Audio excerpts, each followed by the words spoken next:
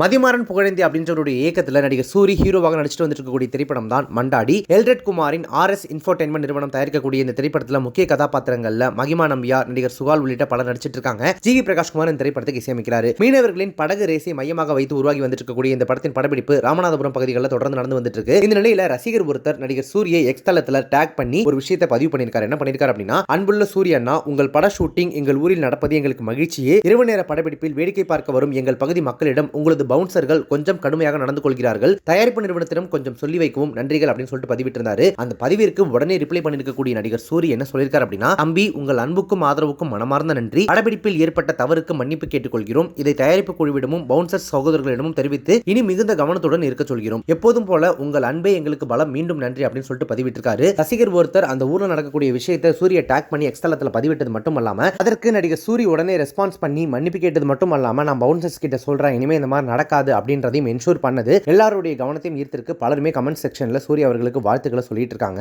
இந்த மாதிரி எல்லா நடிகர்களுமே கொஞ்சம் அப்ரோச்சபிளா இருந்துட்டாங்க அப்படின்னா ரசிகர்களுமே இன்னும் கொஞ்சம் நெருங்கினவங்களா ஆயிடுவாங்க அப்படின்றதான் பலருடைய கருத்துக்களாகவும் இருக்கு.